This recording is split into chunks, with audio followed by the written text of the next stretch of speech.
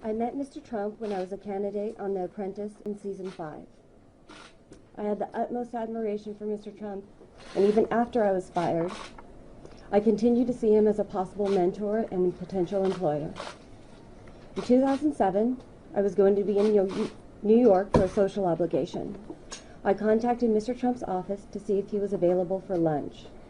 I was informed that he could not have lunch, but that he would like to meet me with him in his office. When I arrived, he kissed me on the lips. I was surprised, but felt that perhaps it was just his form of greeting. As I was about to leave, he again kissed me on the lips. This made me feel nervous and embarrassed. This is not what I wanted or expected. He then called again, days later, to let me know that he was coming to Los Angeles. He again called me after he had just landed in Los Angeles. I was standing in the entryway. To my left was a bedroom, and I saw Mr. Trump's clothes on the bed. I did not see him, but he greeted me with hello in a sing-song voice.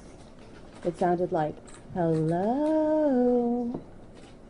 I thought the mistake had been made, and Mr. Trump thought he was speaking to someone he was more familiar with. I walked further into the living room, away from the bedroom, and sat down. I waited for about 15 minutes until Mr. Trump emerged. He had his suit on. I stood up, and he came to me and started kissing me open-mouthed as he was pulling me towards him. I walked away and I sat down in a chair.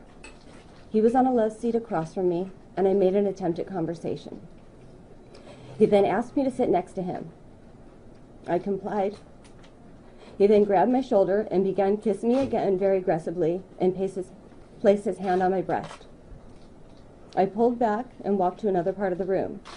He then walked up, grabbed my hand, and walked me into the bedroom. I walked out. He then turned me around and said, let's lay down and watch some telly. He put me in an embrace, and I tried to push him away. I pushed his chest to put space between us, and I said, come on, man, get real. He repeated my words back to me, get real, as he began thrusting his genitals. He tried to kiss me again, with my hand still on his chest, and I said, dude, you're tripping right now. Attempting to make it clear, I was not interested. Mr. Trump, when I met you, I was so impressed with your talents that I wanted to be like you. I wanted a job within your organization. Instead, you treated me as if an object to be hit upon. I was incredibly embarrassed by your sexual advances and shared this information with a select few people close to me.